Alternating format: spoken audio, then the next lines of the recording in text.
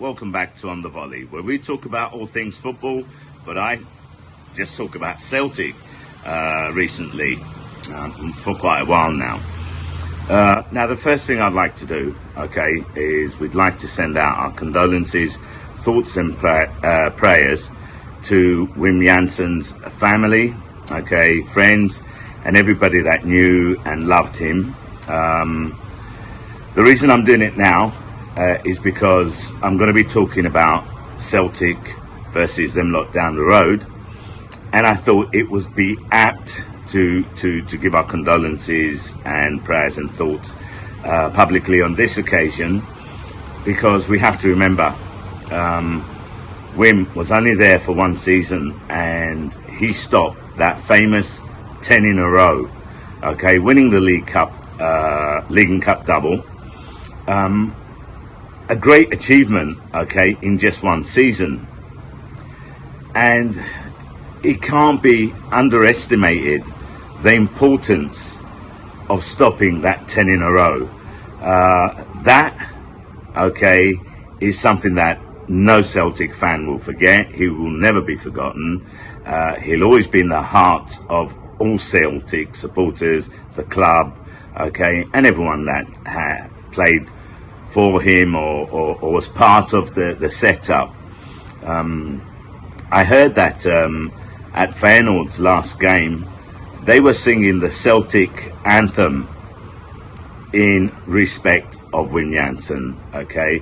And I thought that was a class act by the Feyenoord supporters. So me, and I'm pretty sure from all the other Celtic fans, okay, right, we salute you for that. That was a class act, okay, we appreciate it. I'm pretty sure I speak for other Celtic fans, okay, that would have appreciated that gesture as well. So there you have it. This is why I didn't come out on the first two. To be totally honest, I really wanted to do it after the derby, because I don't normally do a pre-match review. I normally do a post-match review.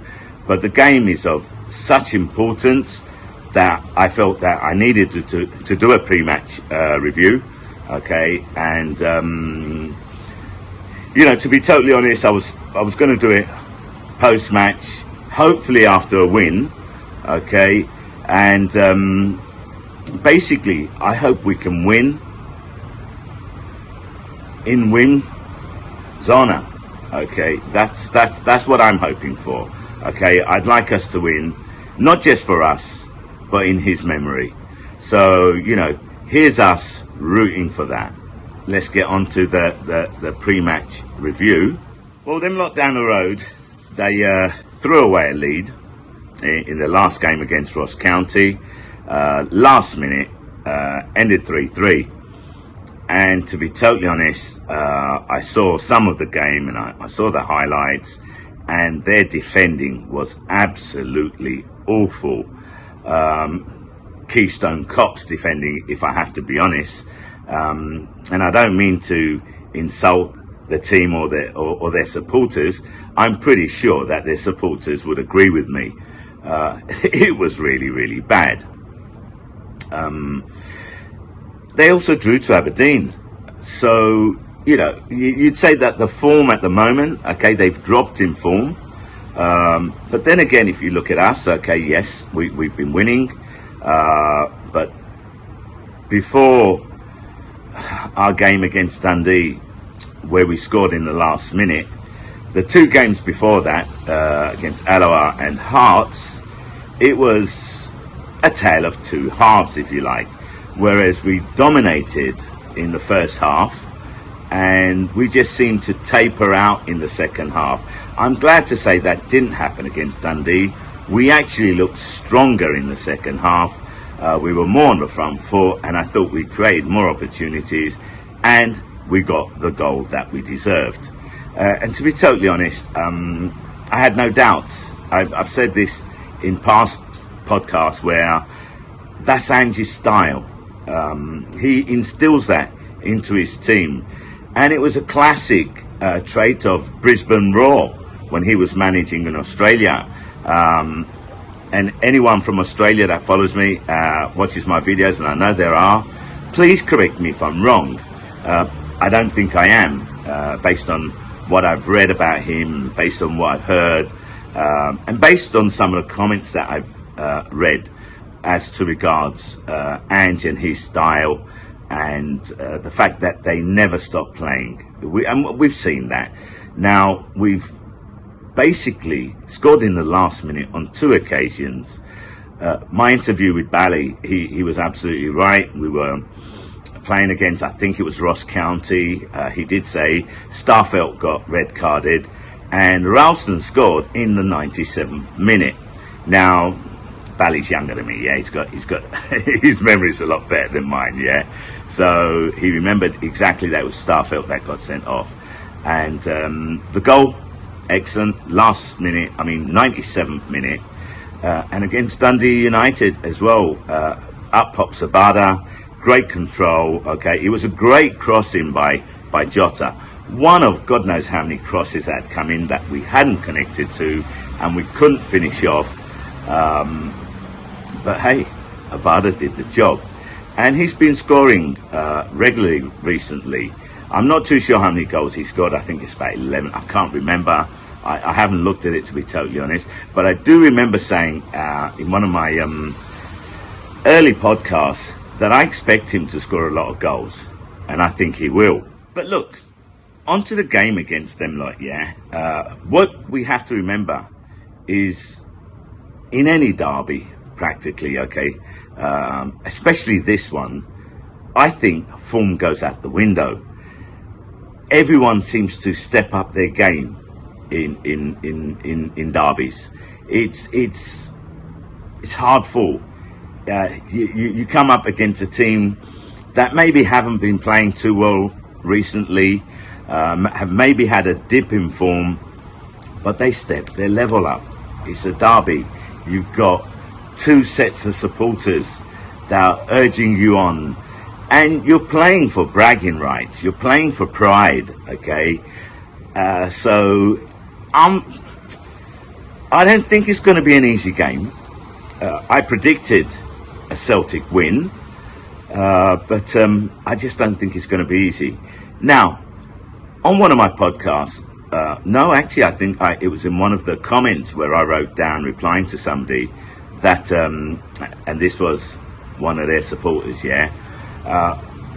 Basically, what I said was that they've had a stumbling block when it comes to transfers, okay, because they got their hands tied a bit, yeah. They sold Nathan Patterson for 17 million, so and that's to bring their debt down. So I didn't really think they'd do much in the transfer window. But to be totally honest, they got Amad Diallo, who's only 19. He's Costa d'Avorio, okay, Ivory Coast, and I said it in Italian then. Ivory Coast, youngster, very talented player. I think they got him from Atlanta, and he's on loan from Manchester United at the moment. And the reason he's on loan is because of his talent, and Man U want him to get playing time. He actually scored on his debut in the first 5 minutes and had a good game by all effects. Didn't do anything special apart from the goal, but you could see the talent there. Now, it's been confirmed that they've bought Matsus, I hope I pronounced that right, Zukowski, who's a left back, I think, from Lechia Gdańsk, okay, a Polish team, 20 years old, and he's been brought in to replace Nathan Patterson. How much did they pay for him? I don't know. It's for an undisclosed fee. But the one that has really piqued my interest is the imminent signing, confirmation of Aaron Ramsey from Juve. Now, Aaron Ramsey was getting 400k a week in wages. There's no way them lot can afford that. We know that. But by all means, from what I hear, Juventus are going to be paying a substantial amount of his wages to enable Rangers to take him on. And basically, you know, Rangers are able to take him, okay, sign him on loan, just so long as he fits into their wage structure, which is the reason why Juventus will pay the bulk of his wages. Now, I don't know what their wage structure is, and to be totally honest, I'm not too concerned. You know, it's not what concerns me. I don't want to know. I'm not interested. What I am interested in is that I think that they've got a major signing there. I think Ramsey still has a lot to offer. Okay, he didn't do too well in Italy. He didn't do too well for Juventus. Okay, I think he featured about 5 times. I didn't even bother go research, okay, to see how many times he played, you know, how many goals he scored. It really is not of any concern, because a player can play badly, okay, not fit into a team, in one team, and then go on to another team and just excel. And I think to myself, they've got a great signing there. I'm very surprised that Newcastle didn't get him. You know, I would have thought Newcastle would have gone in for a player like that, especially seeing as in October, apparently, one of the newspapers, and I don't believe everything I read, to be totally honest, said that Newcastle were interested and they weren't scared off by his wages. But obviously, you know, that hasn't come about. So this was in October, and things do change.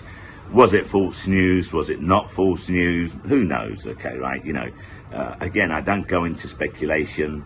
I wait until the thing's actually done. Now, I'm coming out with this about Ramsey a little bit, I wouldn't say too soon, yeah, because he has to be registered by midnight. If he is registered by midnight, then he can play on Wednesday. I hope they register him after midnight, because he could do some damage.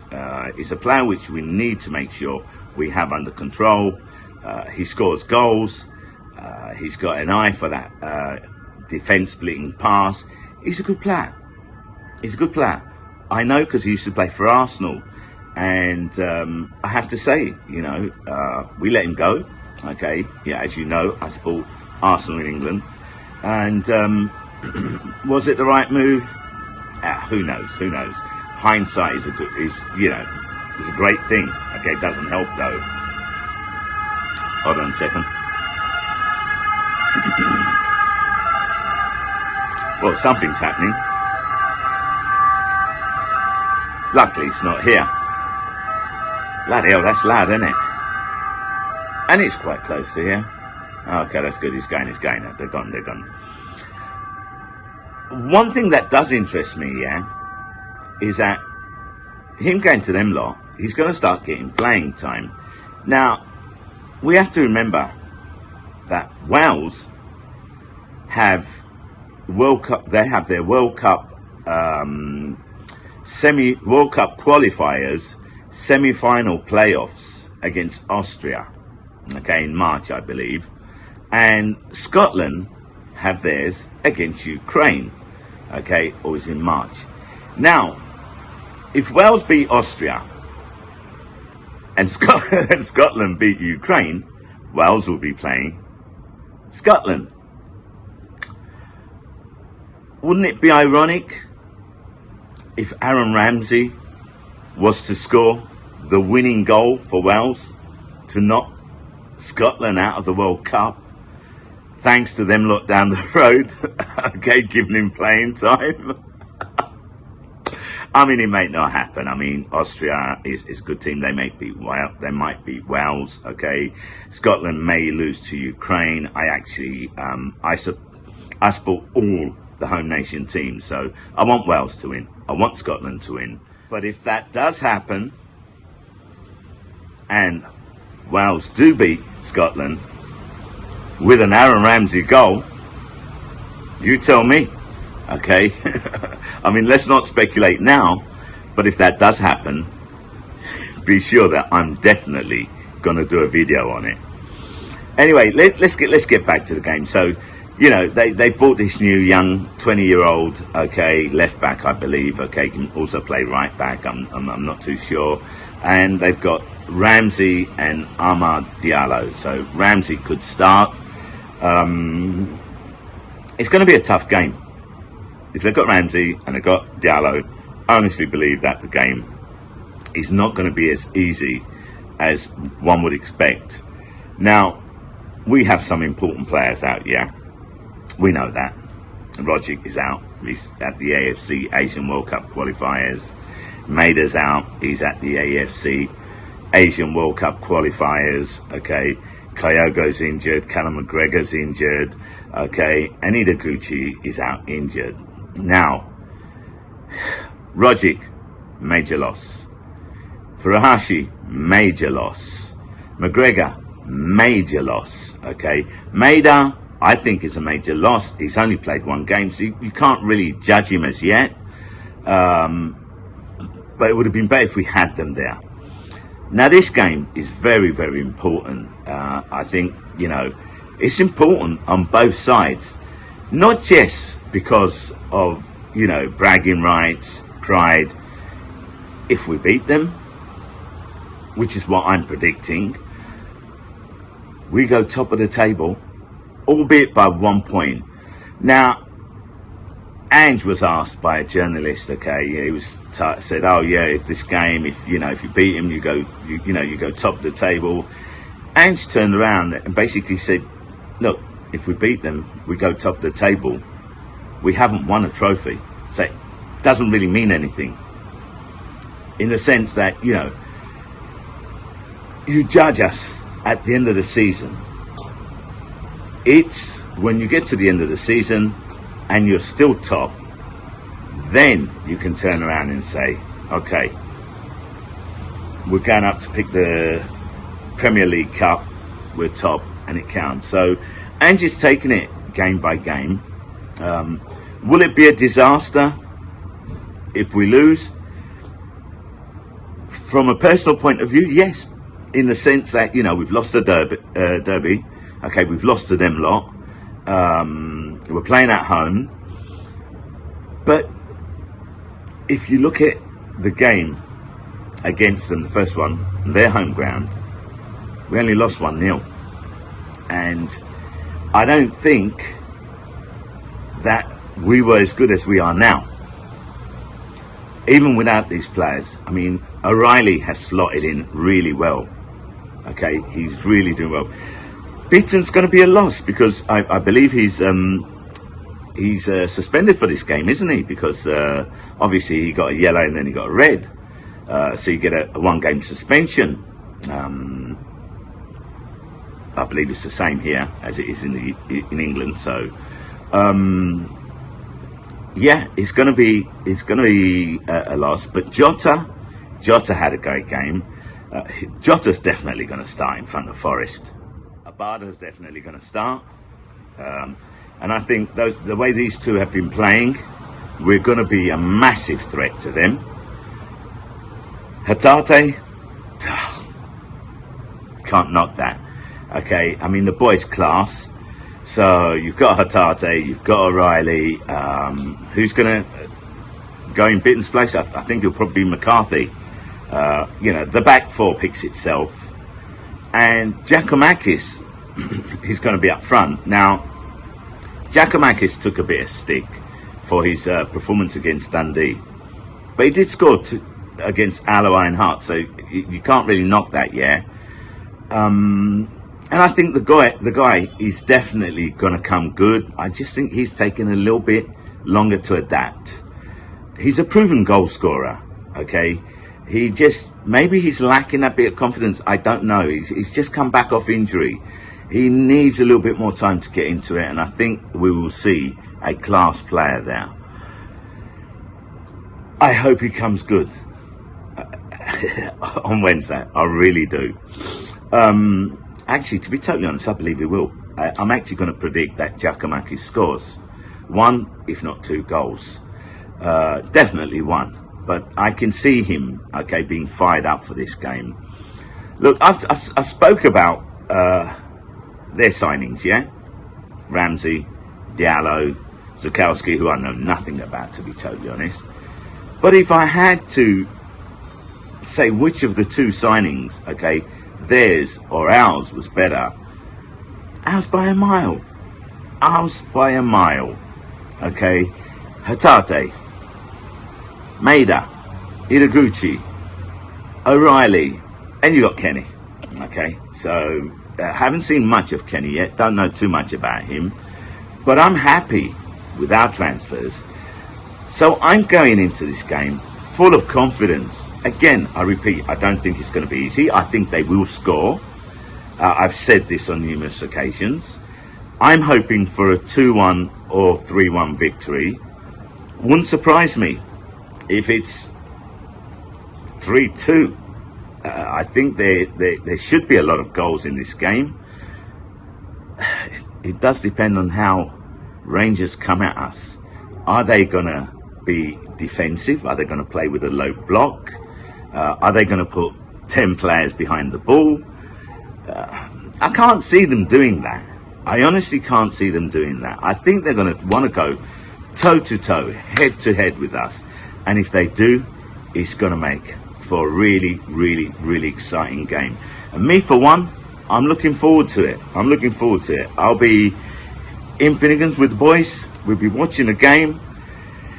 And I'll be doing a post-match review after. It might be a day after. Come on, you hoops. That's all I've got to say. I really don't have much more else to say. I don't normally do pre-match reviews, as you well know. It's basically always post-match. So there you have it. Let me know what you think. Put your comments in underneath, okay? Press like if you like. Subscribe if you haven't as yet. We're up to 873 subscribers so far. We're trying to push for that 1,000 subscribers. So all the help you can give us, we appreciate. Thank you very much. Me, Shah. I'm out.